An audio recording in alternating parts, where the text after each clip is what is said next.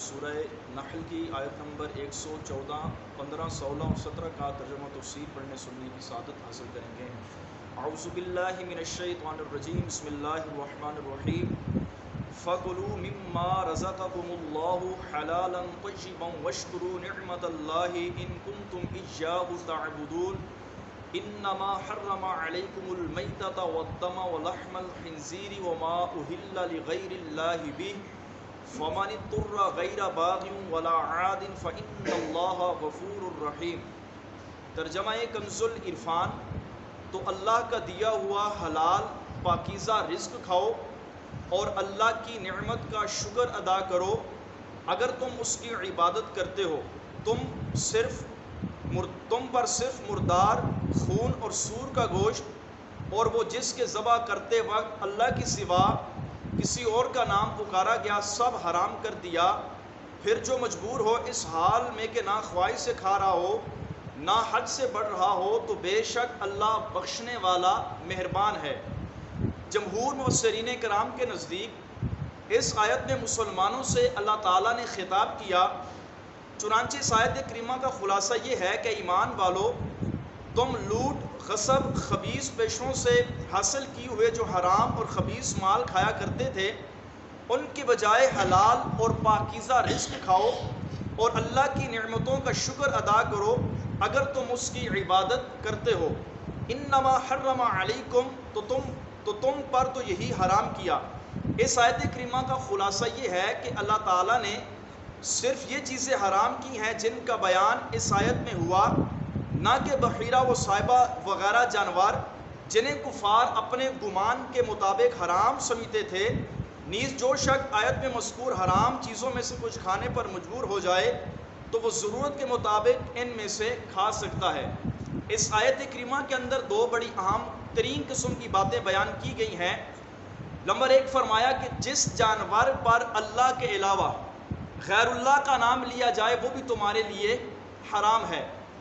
اب بعض لوگ یہ اہل سنت کے جو لا علم لوگ ہوتے ہیں ان کو گمراہ کیسے کرتے ہیں؟ وہ کہتے ہیں دیکھیں جی 11ویں شریف کھانا حرام ہے، میلاد کا کھانا کھانا حرام ہے، کسی بزرگ کا عرس کا کھانا کھانا حرام ہے، تیجے کا اور 40ویں کا کھانا کھانا حرام ہے۔ دیکھیں قرآن میں اللہ نے فرمایا کہ جس جانور کو ذبح کرتے وقت اس پر غیر اللہ کا نام لیا جائے تو وہ کھانا حرام ہو جاتا ہے۔ ان عقل کے اندھوں کو یہ نہیں پتا، حالانکہ پتہ ہوتا ہے، عوام کو گمراہ کرنا ہوتا ہے۔ یہ آیت کریمہ کس چیز کے بارے میں نازل ہوئی؟ یہاں پہ اللہ تعالیٰ نے جو فرمایا جس پر غیر اللہ کا نام لیا جائے، یہاں سے غیر اللہ کا نام لینے سے مراد یہ نہیں ہے کہ جس پر میلاد پڑھا جائے یا جس چیز پر 11ویں شریف کی جائے یا کسی بزرگ کا عرس کیا جائے یا تیجا کیا جائے یا 40واں کیا جائے۔ اس سے مراد وہ چیز ہے جس پر بتوں کا نام لیا جائے، وہ جانور ہیں۔ کفار مشرکین کا یہ طریقہ ہوتا تھا کہ وہ بتوں کا نام لے کر جانور ذبح کیا کرتے تھے، یہ عزا کے نام پہ ہے، یہ لات کے نام پہ، ان کے مشہور بتوں کے نام ہوا کرتے تھے۔ تو اللہ تبارک و تعالیٰ نے اس چیز کا بیان فرمایا، اور جمہور مفسرین کرام کی تفسیر آپ اٹھا کر دیکھیں تو تمام کے تمام مفسرین اس آیت کریمہ کا یہی معنی بیان کیا ہے کہ جن جانوروں کو ذبح کرتے وقت ان پر بتوں کا نام لیا جائے وہ جانور، ان کا گوشت کھانا حرام ہے۔ 11ویں شریف، میلاد، 30واں 40واں کسی بزرگ کے عرس کے کھانے کا یہاں پہ ذکر نہیں ہے۔ اور دوسری بات یہ پتہ چلی، ارشاد فرمایا کہ جو مجبور ہو اس کے لیے حرام جانور کھانا حلال ہے۔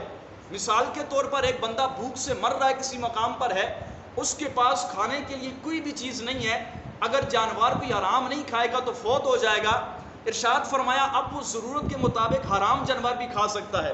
کسی کے پاس خنزیر کا گوشت ہے، اب اس کو گمان ہے کہ یہ گوشت نہیں کھاؤں گا تو مر جاؤں گا، فرمایا تیرے لیے اپنی جان بچانا اولین فرض ہے، تو خنزیر کا گوشت ضرورت کے مطابق کھا کے تیری جان بچ جائے۔ شراب پینا حرام ہے، ایک بندہ پیاس کی شدت سے مر رہا ہے، اس کے پاس پانی نہیں ہے، شراب نہیں پیے گا تو مر جائے گا، فرمایا اب تو اپنی پیاس بجھانے کے لیے ضرورت کے مطابق شراب پی لے کہ تیرے لیے اب حلال ہے۔ تو یہ دو باتیں اللہ تبارک و تعالیٰ نے اس آیت کریمہ کے اندر بیان فرمائی ہیں۔ فرماتے ہیں اس آیت کریمہ سے معلوم ہوا کہ دین اسلام انتہائی پاکیزہ دین ہے، اور اس دین کو اللہ تعالیٰ نے ہر گندی اور خبیث چیز سے پاک فرمایا ہے۔ اس دین میں مسلمانوں کو طہارت و پاکیزگی کی اعلیٰ تعلیم دی گئی۔ حضرت قتادہ فرماتے ہیں بے شک اسلام ایک پاکیزہ دین ہے اللہ تعالیٰ نے اسے ہر بری چیز سے پاک فرمایا. اور اے انسان، اللہ تعالیٰ نے تیرے لیے اس دین میں وسعت بھی رکھی ہے کہ جب تو اس آیت میں بیان کی گئی چیزوں میں سے کسی چیز کو کھانے پہ مجبور ہو جائے تو اسے ضرورت کے مطابق کھا سکتا ہے. اب لوگ کیا کہتے ہیں جی دین اسلام مشکل ہے، جی اسلام پہ چلنا مشکل ہے، حالانکہ دین اسلام تمام دینوں سے آسان دین ہے. اب کیا ارشاد فرمایا کہ یہ چیزیں اللہ تعالیٰ نے گنوائی، فرمایا تمہارے لیے حرام ہے، لیکن فرمایا جب مجبور ہو جاؤ تو تمہارے لیے یہ بھی حلال ہے. تو اسلام کے اندر کوئی بھی سختی نہیں ہے، اسلام ایک آسان دین ہے. وجہ یہ ہوتی ہے کہ ہم نے اسلام کے قوانین پر عمل کیا نہیں ہوتا، جب عمل کرنے کی باری آتی ہے ہمیں مشکل لگتی ہے. ایک بندہ 5 ٹائم کی نماز پڑھتا ہے، گرمی ہو سردی ہو، اس کے لیے وضو بنا کر نماز پڑھنا مشکل نہیں ہے. ایک بیچارہ سال بعد عید کی نماز پڑھنے کے لیے مسجد میں آتا ہے، اب اس کو سردی ہو یا گرمی ہو وضو بنا کر نماز پڑھنے میں پریشانی ہوگی. کیوں؟ کہ اس نے کبھی شریعت کے اصول پر عمل ہی نہیں کیا. آگے فرمایا وَلَا تَقُولُوا لِمَا تَصِفُ أَلْسِنَتُكُمُ الْكَذِبَ هَذَا حَلَالٌ وَهَذَا حَرَامٌ لِتَفْتَرُوا عَلَى اللَّهِ الْكَذِبَ إِنَّ الَّذِينَ يَفْتَرُونَ عَلَى اللَّهِ الْكَذِبَ لَا يُفْلِحُونَ مَتَاعٌ قَلِيلٌ وَلَهُمْ عَذَابٌ أَلِيمٌ. اور تمہاری زبانیں جھوٹ بولتی ہیں، اس لیے نہ کہو کہ یہ حلال ہے اور یہ حرام ہے کہ تم اللہ پر جھوٹ باندھو. بے شک جو اللہ پر جھوٹ باندھتے ہیں وہ کامیاب نہ ہوں گے.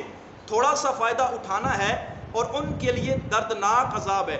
زمانہ جاہلیت کے لوگ اپنی طرف سے بعض چیزوں کو حلال اور بعض چیزوں کو حرام کر لیا کرتے تھے، اور ابھی بھی لوگ کرتے ہیں، اور اس کی نسبت اللہ تعالیٰ کی طرف کر دیا کرتے تھے کہ یہ چیز اللہ نے حرام کی ہے اور یہ چیز اللہ نے حلال کی ہے. اس آیت میں اس کی ممانعت فرمائی گئی اور اس کو اللہ تعالیٰ پر افتراء یعنی جھوٹ باندھنے کے مترادف اقرار دیا گیا. مفسر فرماتے ہیں آج کل بھی بعض لوگ اپنی طرف سے حلال چیزوں کو حرام دیتے ہیں، اقرار دیتے ہیں، جیسے میلاد شریف، شرینی، فاتحہ، 11ویں اور ایصال ثواب، جن کی حرمت شریعت میں وارد نہیں ہوئی. انہیں اس آیت کے حکم سے ڈرنا چاہیے کہ ایسی چیزوں کی نسبت یہ کہہ دینا کہ یہ شرعاً حرام ہے اللہ تعالیٰ پر افتراء ہے. اب کوئی بندہ کہتا ہے کہ میلاد حرام ہے، تو شریعت کا ایک قانون، ایک قاعدہ فقہ کا آپ یاد رکھیں. شریعت اور فقہ کا قاعدہ یہ ہے کہ ہر چیز کے اندر اصل اباحت ہے. آپ کے سامنے 10 قسم کے کھانے رکھے ہیں، شریعت کے مطابق اصل ان میں مباح ہے ان کو کھانا. اب آپ کسی کھانے کو حرام کہیں گے تو شریعت آپ سے دلیل مانگے گی، فقہا آپ سے دلیل چاہیں گے. اب خنزیر حرام ہے، ہمارے پاس دلیل ہے، قرآن نے حرام کہا ہے. کھوتا کھانا حرام ہے، ہمارے پاس دلیل ہے. بکری کھانا حلال ہے، گائے کا گوشت حلال ہے، ہمارے پاس دلیل ہے. تو اسی طرح کوئی بندہ کہتا ہے میلاد حرام ہے، 11ویں شریف حرام ہے، تو بھائی آپ کے پاس دلیل کیا ہے؟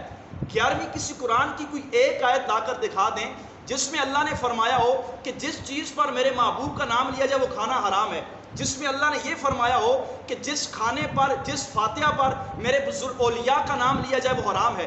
ایک بھی آیت کریمہ کوئی نہیں دکھا سکتا قرآن کی. اور ضعیف سے ضعیف حدیث بھی یہ لوگ نہیں دکھا سکتے جو میلاد کو حرام کہتے ہیں، 11ویں کو حرام کہتے ہیں، تیجے کو حرام کہتے ہیں، 40ویں کو حرام کہتے ہیں. کوئی ایک ضعیف حدیث بھی نہیں دکھا سکتے جس کے اندر امام الانبیاء نے فرمایا ہو کہ جس کھانے پر میرا نام لیا جائے وہ حرام ہے، جس کھانے پر غوث پاک کا نام لیا جائے وہ حرام ہے، جس کھانے پر ایصال ثواب کیا جائے وہ حرام ہے. ایک بھی ضعیف حدیث نہیں، بلکہ اس کے مترادف آپ کو کتنی صحیح حدیث مل جائیں گی جن کے اندر خود امام الانبیاء نے ان چیزوں کی ترغیب دلائی ہے.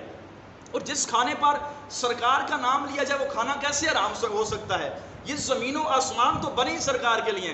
اعلیٰ فرماتے ہیں زمین و زمان تمہارے لیے، مکین و مکان تمہارے لیے، چنین و چنا تمہارے لیے، بنے دو جہاں تمہارے لیے، اور ہم آئے یہاں تمہارے لیے، کل اٹھیں گے بھی وہاں تمہارے لیے.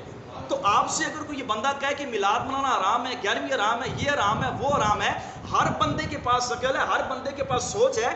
آپ کو کوئی بات سمجھ میں نہ آئے، ایک بندہ یہ آپ سے کہہ دے دیکھیں قرآن میں فرمایا کہ جس چیز پر غیر اللہ کا نام لیا جائے وہ چیز حرام ہے. اب لوگ اپنے ذہن میں اس چیز کو بٹھا لیتے ہیں. اگر آپ سے کوئی کہے پہلے تو آپ اپنی عقل سے اس کو جواب دیں. آپ کو سمجھ میں نہ آئے تو آپ اپنی مسجد کے امام کے پاس آ جائیں، کسی عالم دین کے پاس چلے جائیں، ان سے پوچھیں کہ فلاں بندے نے میرے ساتھ یہ بات کی ہے، کیا قرآن کریم کے اندر اسی طرح یہ چیز بیان کی گئی ہے؟ اور دوسرا آپ اپنی سمجھ، اپنی عقل سے بھی اگلے کو جواب دے سکتے ہیں کہ بھائی جس چیز کو آپ حرام کہہ رہے ہیں قرآن کی آیت لا کر دکھائیں، کوئی حدیث پاک ہم کو دکھائیں، کوئی دلیل دیں. ہر چیز کے اندر اصل اباحت ہے، اس کے حرام کہنے کے لیے اس چیز کو آپ کر شریعت آپ سے دلیل مانگے گی. اللہ تبارک و تعالیٰ کی بارگاہ میں دعا ہے اللہ کریم ہم سب کو ایسے لوگوں سے بچنے کی توفیق عطا فرمائے، ایسے لوگوں سے اللہ تبارک و تعالی ہماری نسلوں کو بھی محفوظ فرمائے، آمین بجاہ النبی الکریم صلی اللہ تعالی علیہ وسلم۔